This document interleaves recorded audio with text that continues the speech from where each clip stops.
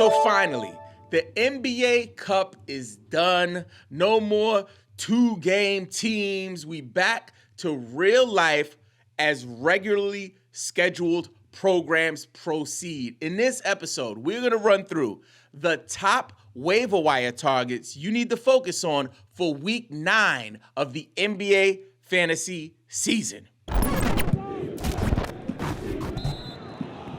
We believe every NBA fan that plays fantasy football should also play fantasy basketball. So we're back at it again. Last week, we only dropped a buy low, sell high video, and we wanted to come back this week and hit you with the waiver wire. If you have a preference, if you prefer the waiver wire episodes versus the buy low, sell high episodes, please let us know wherever you're listening or watching. If you're on YouTube, if you're on Spotify, Apple Podcasts, wherever you listen and watch the content, let us know in the comments, because we saw that the buy low and sell high videos and episodes were doing a little better. So we wanted to make sure we prioritize those, because I was only able to film one episode last week. But if you guys want the waiver wire, let me know and we'll cook those up. Quick personal update. I know I've been telling you guys about my strained Achilles tendon. I am back, y'all. When I tell you, I told you in the last episode that I've been jogging. Your man, Robin Marks, is out here on the track. I did 2 miles. I think I did 1.5 miles my first run. Then I got up to 2.5. Tonight, I ran 3.5 miles. When I tell you, I'm doing some walking and running. Let me not gas it up like I'm out here like chucking like that, going Forrest Gump. Nah, I'm running the straights and then I'm walking the curves on a track. So I'm trying to get my daggone steps in every single night. So let me know in the comments if you guys want me to keep on running. And if you are trying to get fit and you want to run, also let me know in the comments. I know you guys are not here to hear me talk about my running shoes. You guys want the value, so we're going to jump on in. First things first, Dennis Schroeder got traded, which is a big deal, right? And we want to be mindful of that. We don't know what's going to happen with the Brooklyn Nets, what their team is going to look like, but I believe Dennis Schroeder's value is going to take a hit. You know what I'm saying? He's going to the Warriors, and they have a bunch of players who play that position. So I don't know what the fit is, but I do believe he was traded for a bunch of draft picks. I don't think there was any real, significant players coming over to the Nets. It looks like it's just draft picks and then he's coming over. So I don't know if it's a depth play for the Warriors. I really don't understand it, but that value that we were getting from Dennis Schroeder early in the season is not going to be the case. He will officially be hot dog water with the bratwurst residue.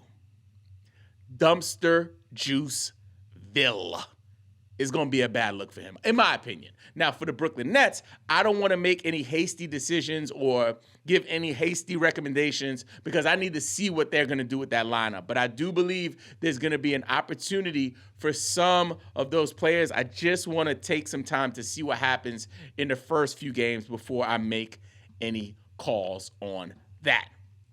Other thing, Embiid injured again. Jeez Louise, this guy can't get a break. It's like he is literally turning into a cheesesteak.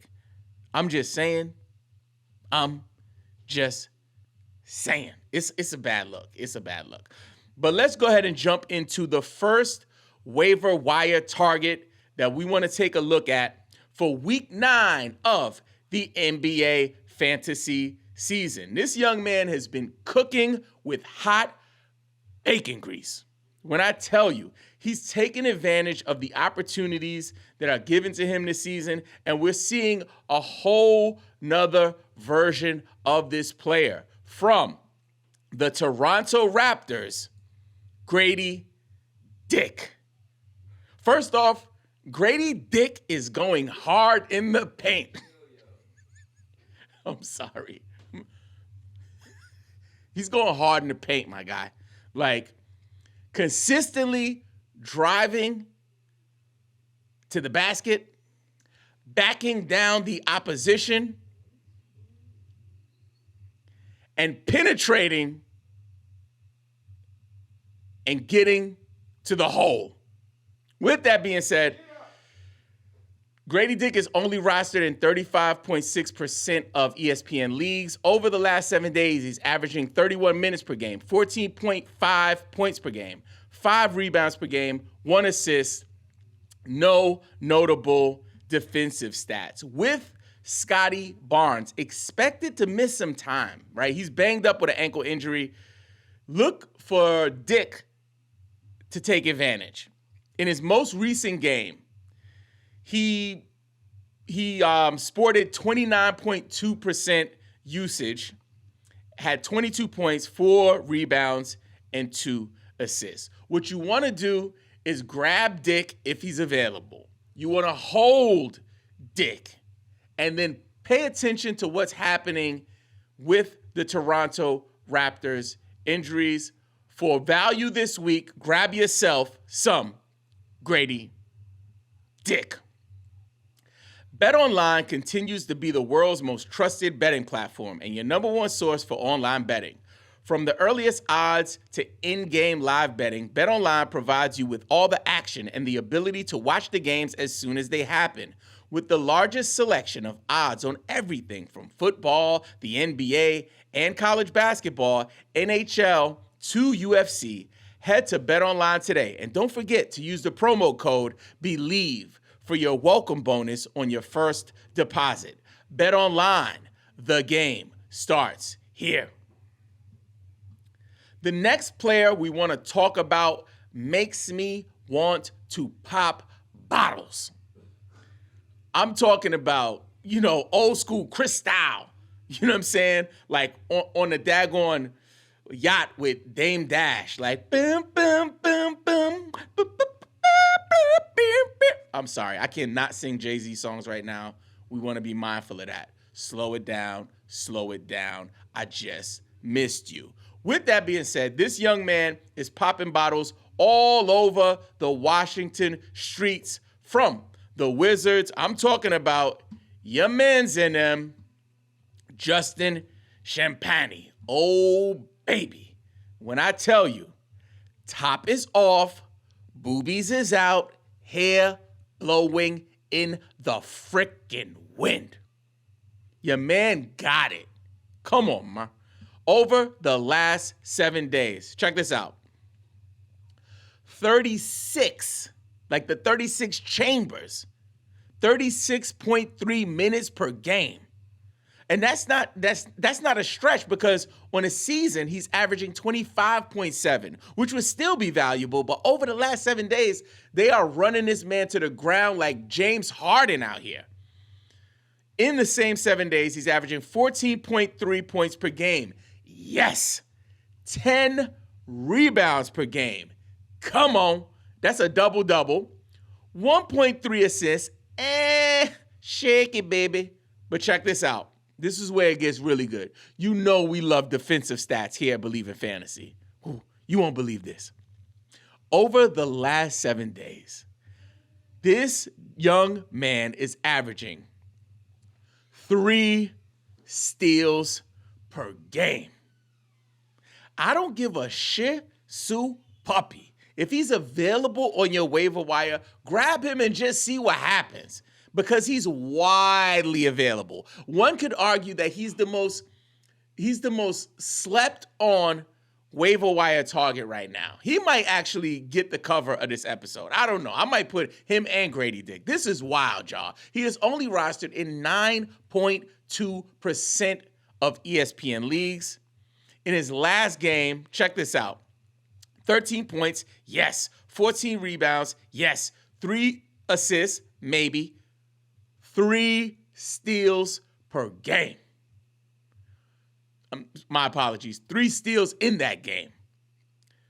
2 blocks in the same game. That is crazy that this gentleman is available in that many leagues. Don't play around. Get yourself some Justin Champagnie. Your man is killing it. The boy is dope. I got more. Now, this is a player that's probably been on your roster at some point in the season. He's there, he's not there, he's, whatever. He's available, you drop him. But he's on a bit of a run from the Los Angeles Lakers.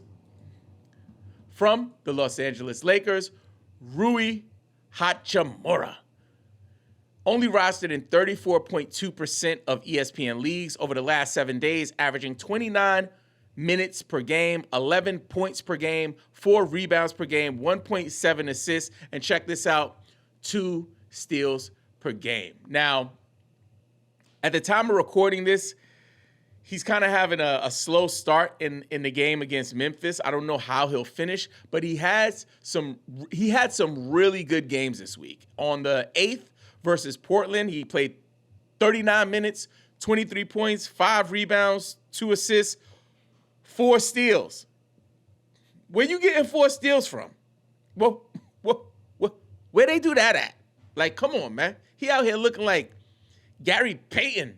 Come on. Like cooking. Yo, listen. One thing that's worth noting, Rui also had double digits in 5 of his 6 games this month. So he's been consistent, definitely someone you want to keep an eye on. The next player I want to talk about is from the Orlando Magic. Now, we know that Franz Wagner is banged up.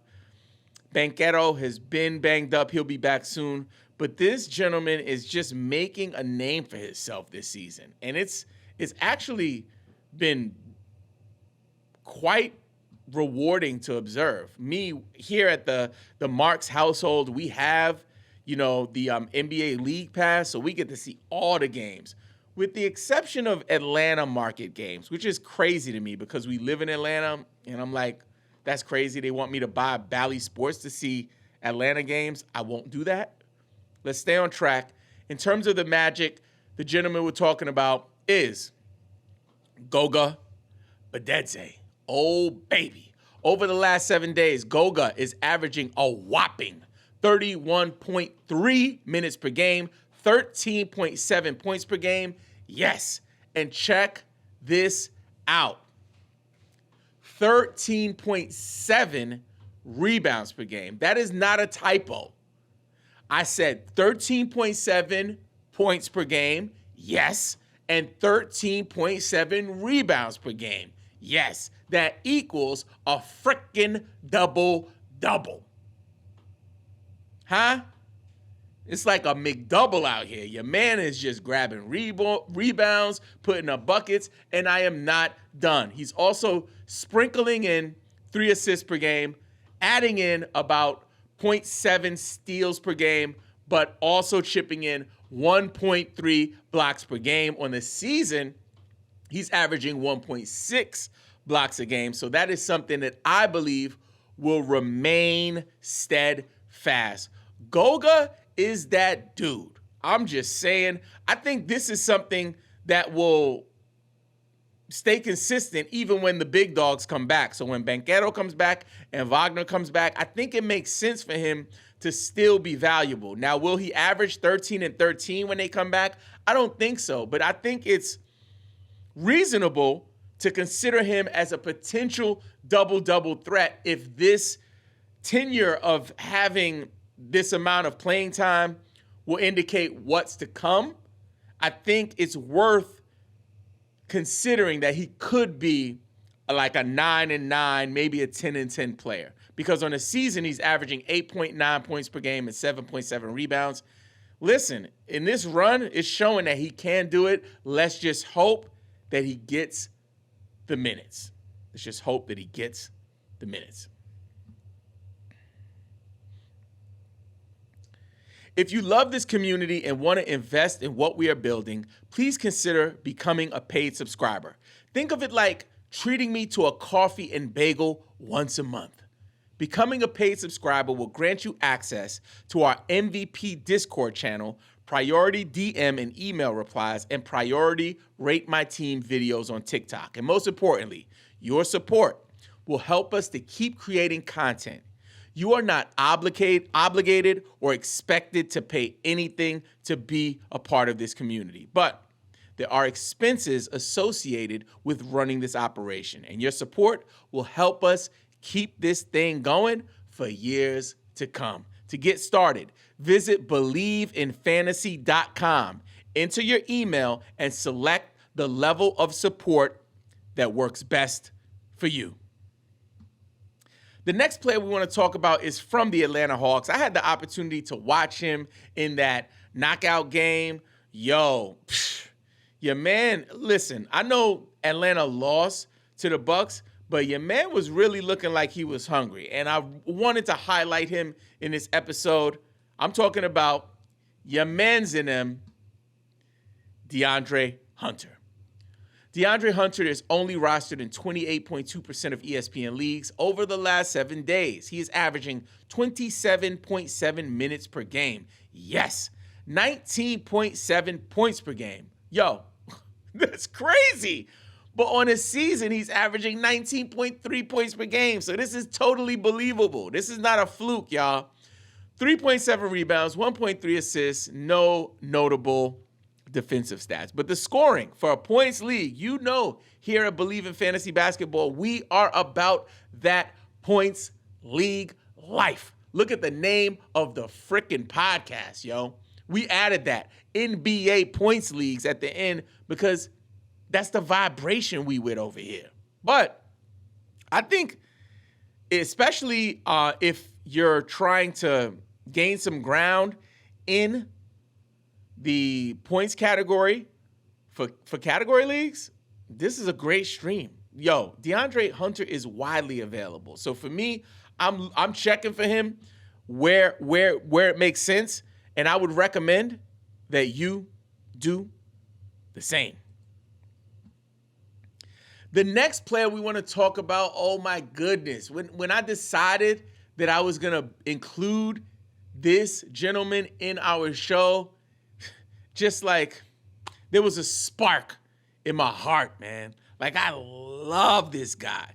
And it surprises me that I haven't actually included him in any of our waiver wire episodes. This is week 9, and I don't believe that we've mentioned him as a featured player.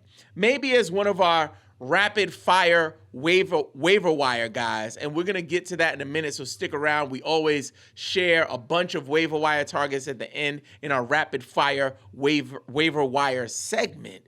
But man, I love this dude.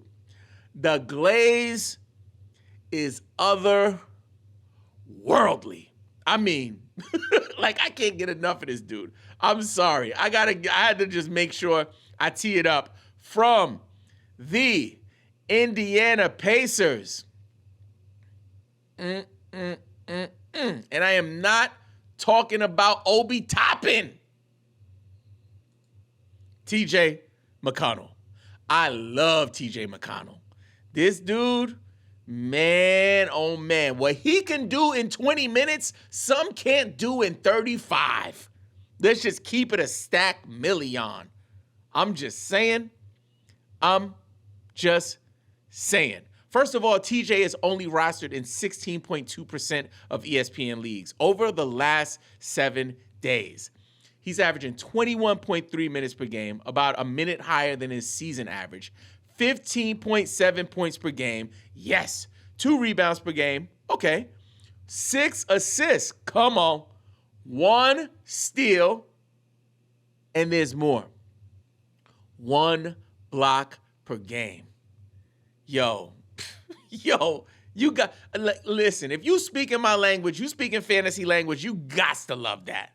You have got to love that. On the 8th, on December 8th, against the Charlotte Hornets, your man had 26 points, 26 minutes, 30 points. What? 1 rebound, 6 assists, 2 steals, and 2 blocks. Come on, man. That's crazy. And if there's a major injury, oh my goodness, your man is going to be out here just putting up some deliverables. Your man is going to be putting up some deliverables. For real. Anyway, with that said, if he's available on your waiver wire and it makes sense, please grab TJ, one of my favorite fantasy basketball players of all time. He's always on my team somehow. I never draft him, just a player that you want to look out for. As you can see from his stats, he is a two-way player. Speaking of two-way players, we need you to be a two-way player. What do we mean? On offense, we need you to watch, comment, like, and share the YouTube version of this show, an episode, playlist, everything. On defense, we need you to listen on your favorite audio podcast service, whether it's Apple Podcasts, Spotify, wherever you listen to podcasts, we need you to do both, right? You don't play offense and not play defense, right? You got to do both. You got to play both ends of the floor. It costs you nothing to support the channel this way. So if you're watching us, go ahead and pull out your daggone phone and listen to the podcast as well. But if you only listen to the podcast, come look at this crazy looking mug, right? And support the video version of the show. Now, before we wrap up, I got to go through the rapid fire waiver wire list of the week. This is where we just throw some names out there that we're either hearing or we're reading about. Just to give you context, every single week I go through the internet, I go through YouTube, I go through the group chats that I'm on with fantasy basketball analysts across the globe to find out who people are picking up, and I try to boil it down and provide you the most value. And at the end of the show, anything that's left over, I want to make sure that I give that to you as well. So, with no further ado, here is your rapid fire waiver wire segment. Ayo Dosunmu, yes. Vasily Micic, yes. Herb Jones, yes. Royce O'Neal, yes. BJ Boston, maybe. Bilal Coulibaly, yes. Yves Missi, yes. Peyton Pritchard, yo, come on, man. Yes. Tariq Eason, yes. Buddy Hield, yes. Kaysen Wallace, emphatic, yes. And these last two players must roster players. Make sure they are not on your waiver wire. Trey Murphy and Malik Monk. Now that you know which waiver wire targets to focus on for week 9 of the fantasy basketball season, check out this episode about how vetoes are ruining your fantasy basketball league. This episode was presented to you by BetOnline.